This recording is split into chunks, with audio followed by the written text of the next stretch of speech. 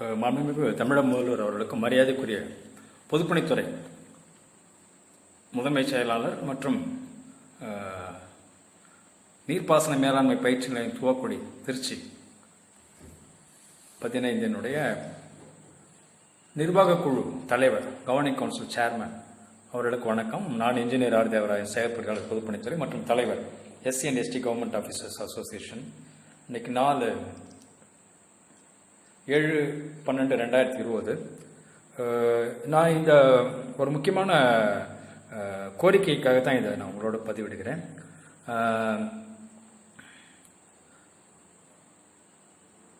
B Karuppaiya முதற்கொண்ட ஒரு 8 தொழிலாளர்கள் இந்த IMTயில் 1991 ஒர்க் பண்ணியிருக்காங்க. 1991 ஒர்க் பண்ணியிருக்கிறாங்க.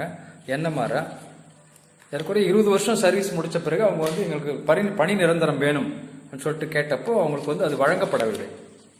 அதை எதிர்த்து அவங்க அது மட்டும் இல்லாமல் அவங்க பணியிலிருந்து உடனே நிறுத்தப்பட்டார்கள். அப்பொழுது இருந்த தலைமை பொறியாளரால் மனுராஜன் நினைக்கிற அப்போ இருந்தவர். அது மட்டும் இல்லாமல் அவங்க அது எதிர்த்து ஒரு கேஸ் போட்டாங்க.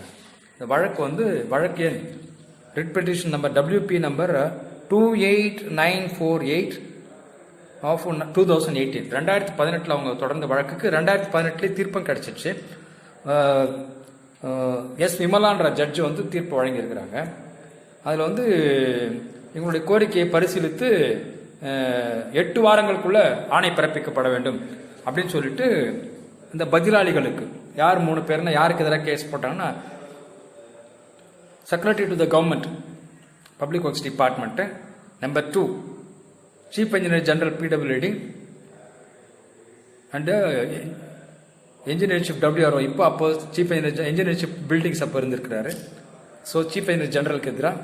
3வது chief engineer PWD and director irrigation management training institute, இந்த இன்ஸ்டியூட்டோட டைரக்டர் ஜெனரல், இவங்க 3 பேர் மேலே கேஸ் போட்டிருக்காங்க. அந்த 3 பேருக்குமே இந்த 2018 8/11/2018 8/11/2018 அன்னைக்கு தீர்ப்பு கொடுத்துருக்காங்க. அந்த அம்மா இதை கன்சிடர் பண்ணி அவங்களுக்கு 8 வாரங்களுக்குள்ள நீதி வழங்கப்பட வேண்டும், அவங்களுக்கு ஆணை வழங்கப்பட வேண்டும் சொல்லிட்டு சொல்லியிருக்கிறாங்க.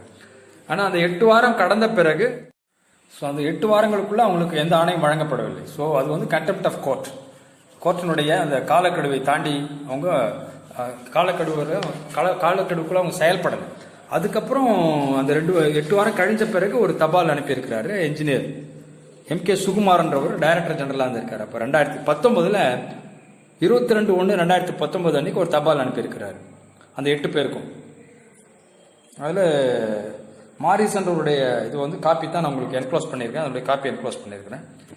அதில் பொய்யான தகவல்களை கொடுத்துருக்கிறாரு சுகுமார்ன்றவர்.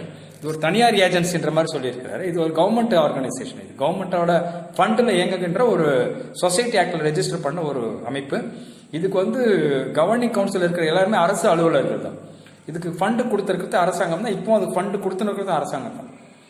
இதனுடைய எல்லா செயல்பாடுகளும் கண்காணிக்கிறது அரசு அலுவலர்கள் தான். மேல்மட்டத்தில் செக்ரட்டரி லெவலில் இருக்கிறவங்க. இது கவர்னிங் கவுன்சிலோட சேர்மனாக இப்போ இருக்கிறவர் PWD செக்ரட்டரி. அதுக்கப்புறம் இதுக்கு டைரக்டர் ஜெனரலாக இருக்கிறவர் PWD சீஃப் இன்ஜினியர். டெபுடேஷனில் இங்கே இருந்தால் கூட இந்த போஸ்ட் PWD இன்ஜினியருக்கான போஸ்ட் தான். இந்த கவர்னிங் கவுன்சில் இருக்கக்கூடிய எல்லாருமே அரசு அலுவலர்கள், அரசால் சம்பளம் பெறுபவர்கள். இதில் இயங்குகின்ற ஃபண்டு முழுசுமே அரசாங்கத்தினுடைய பணம். அப்படி இருக்கும்போது தனியார் ஏஜென்சின்ற மாதிரி ஒரு பொய்யான ஒரு தகவலை கொடுத்துருக்கிறாரு அவங்களுக்கு பதிலாக.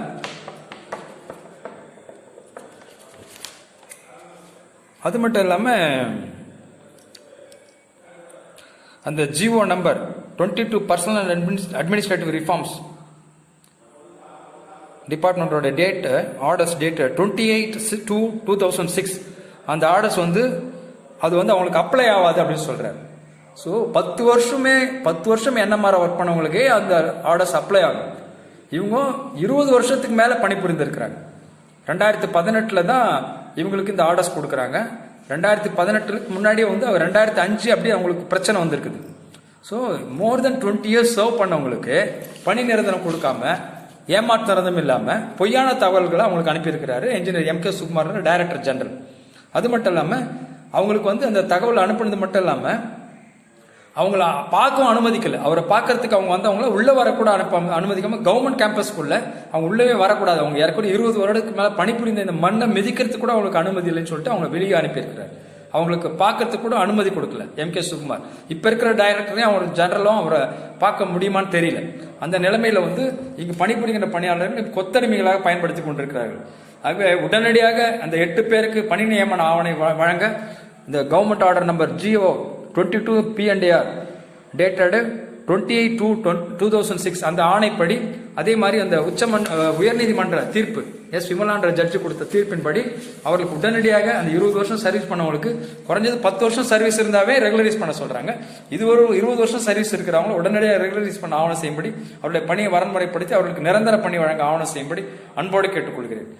வித் ரெட்ராஸ்பெக்டிவ் எஃபெக்ட் அவங்க சேர்ந்த நாள்ல இருந்து கொடுக்க சொல்லி தான் அந்த ஆர்டர்ஸ் அவங்க கொடுத்து இப்ப நடுவில் வந்து அவங்களை பணியில இருந்து அப்புறப்படுத்திருக்கிறாங்க.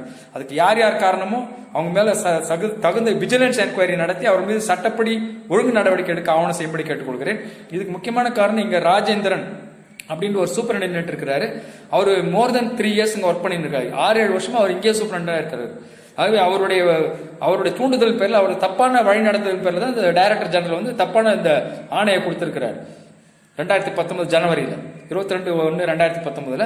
ஆகவே சூப்பரண்டென்டென்ட் உடனடியாக இங்கிருந்து அப்புறப்படுத்த ஆவணம் செய்யும்படி, இந்த பணியிடத்திலிருந்து அப்புறப்படுத்த ஆவணம் செய்யும்படி அவர் பேரண்ட் டிபார்ட்மெண்ட்டுக்கு அனுப்பும், அது வேற சூப்பரண்டென்டென்ட் நியமனப்படுத்தவும் ஆவணம் செய்யும்படி கவர்னிங் கவுன்சில் சேர்மன் அவர்களை அன்போடு கேட்டுக்கொள்கிறேன். இது அனைத்துமே சட்டத்துக்கு புறம்பாக நடந்து கொண்டிருக்கு இந்த இன்ஸ்டியூட்ல. இது காரணமாக இருக்க முரளிதரன் மீதும் சட்டப்படி நடவடிக்கை எடுக்க ஆவணம் செய்யும்படியும், அட்மிட் பார்க்கிற காஜா மைதீன் ஜாயிண்ட் டைரக்டர் மீது சட்டப்படி நடவடிக்கை எடுக்கும்படியும் அன்போடு கேட்டுக்கொள்கிறேன். அது உடனடியாக அந்த 8 பேருக்கு பணியமர்வு ஆணை வழங்க ஆவணம் செய்யும்படியும், அவர்களுக்கு நிலுவைத் தொகை வழங்கவும் ஆவணம் செய்யும்படியும், இவ்வளவு நாள் மன உளைச்சலுக்கு அவருக்கு ஏற்படுத்துவதற்கு உரிய நஷ்டஈடு அவங்க இந்த அலுவலர்கள்கிட்ட இருந்து பெற்றுத்தர ஆவணம் செய்யும்படியும் அன்போடு கேட்டுக்கொள்கிறேன். நன்றி, வணக்கம்.